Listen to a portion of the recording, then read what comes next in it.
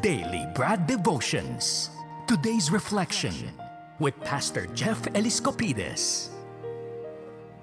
Pastor Jeff, good morning. Bakit na-cancel ang flight mo at saan sana ang punta mo? Yan lang. Tabi-tabi lang naman siya. May technical difficulties. Ay, oo, sige. Kung ano man yun, ang mahalaga nandito at kasama ka namin ngayong umaga. Dahil hindi makukumpleto ang isang buong linggo nang hindi ka nila napapakinggan.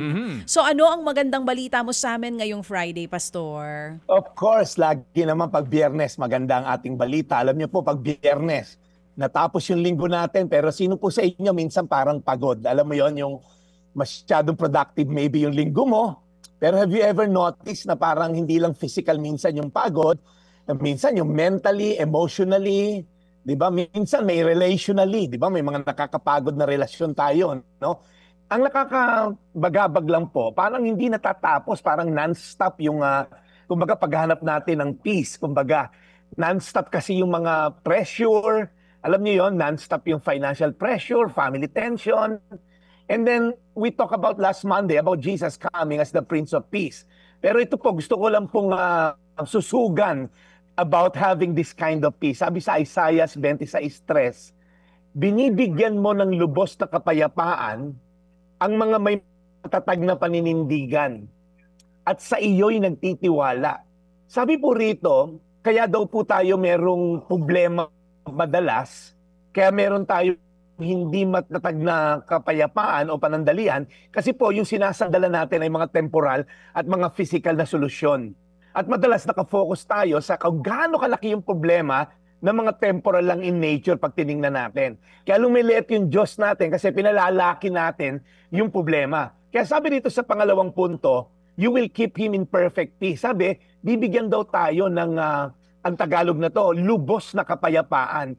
Alam niyo po yung word na shalom, dito dalawang beses inulit, shalom, shalom. The word shalom sa original Hebrew word, it means nothing is broken, nothing is missing. Wala daw pong kulang, wala ding sira. May mga tao po, Naku po, ayun. May mga tao pong sobra siguro yung sasabihin ni Pastor Jeff. Sobrang ano kaya yun? Sobrang magnanakaw? Ano ba, Pastor? Teka, balikan po natin yung... Ayan na, Pastor Jeff, nagbabalik ka na ulit. Tama ba? Sobra ba yung sinasabi mo? May mga taong sobra. Tuloy mo, Pastor. Oo, may mga taong sobrang sayaman. Pero ang daming mga sira, ang daming broken, ano? Kaya yung peace po ni God, nothing is broken, nothing is missing. As I end po, no?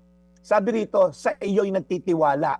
Ang susi po rito, kanino ba tayo nakasandal at nagtitiwala? Alam mo, picture na to siya, para yung anak nyo ni Mike, yung ang sarap ng tulog, mahimbing ang tulog sa likuran ng kotse, kasi alam nila, yung nagdadrive, may tiwala sila.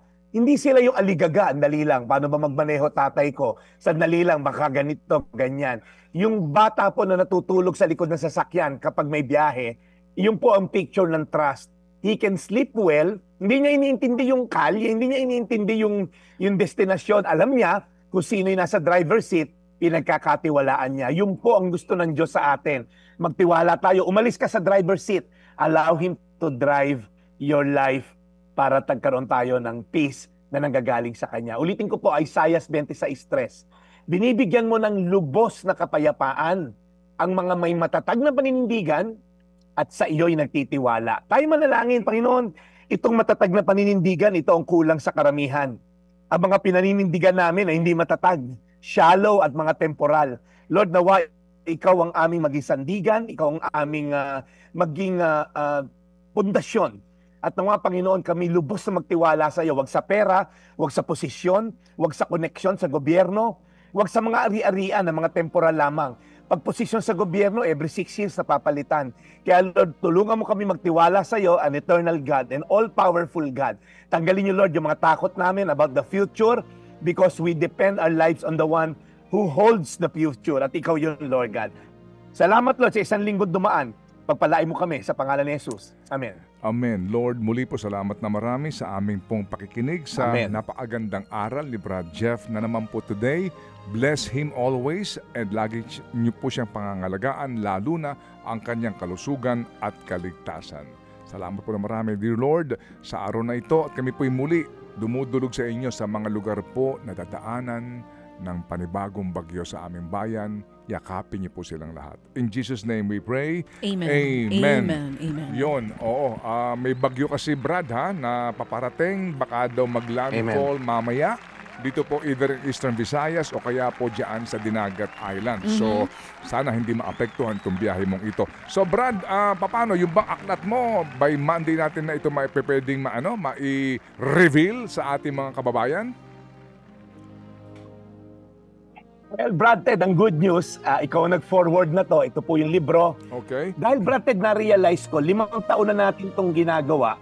Meron ako mahigit 1,000 devotional everyday kasi 250 a year yun. So mahigit 1,000 na yung devotions na nagagawa ko. So why not convert it into a readable form?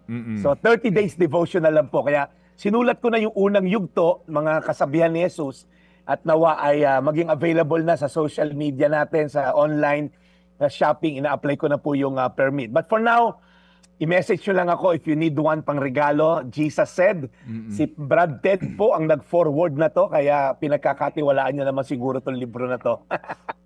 So Brad Ted, thank you. Sige, so anyway, magkano available ang ano niyan, ang per copy niyan kung sakasakali na ako interesado ko ipang regalo yan? Alam mo, Brad Ted, pinresyohan natin to na napakababa para ma-access na maraming Pilipino. Tagalog po yung pagkakasulat. Taglish, 200 pesos lang siya, Brad Ted. 200 per copy. Yan. Nasa Amazon din siya, Brad Ted, sa mga OFW nating kababayan. Pwede nyo pong ma-order sa Amazon. I-search nyo lang po, Jesus Said, Jeff Eliscopides, makikita na po. You can order sa Amazon. Kung nasa ibang bansa ka po. Yan. Yes, so nice. And again, ha, mga kapatid, po, we will continue to promote this kind of a book kasi nga po napakainam po nito na maging companion po ninyo araw-araw bago ka umalis ng bahay. Alam niyo ho yun? Sorry ha, kasi kanya-kanya po tayo ng ano dyan, ng kumbaga panata o pamamaraan para ka magkaroon ng guidance sa bawat araw. Pwede rin po yun. Before ka matulog o kaya pagkagising mo, unang-unang babasahin mo yung isang aral dyan sa aklat na yan. Ganun po iyon. Kanya-kanya po tayo. So Brad, ha? Okay, salamat na marami, Brad. We'll catch you Monday. Maraming salamat, Brad Ted. Ito po yung Daily Brad, your daily dose of inspiration. Thank you, Brad Jeff Eliscopides sa ating The Daily Brad.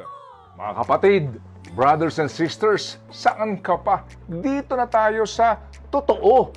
Dito na tayo sa True FM. Mga kapatid, mag-subscribe and follow po kayo sa social media accounts ng True Network PH. Yan po kami, hanapin nyo lang True Network PH, Facebook, Instagram, YouTube, TikTok, and podcast. Mapa Apple or Spotify man yan, mahahanap nyo kami. Lahat ng mga napapanood at napapakinggan nyo po sa programa, nasa social media accounts namin yan. So paano mga kapatid? See you sa social media!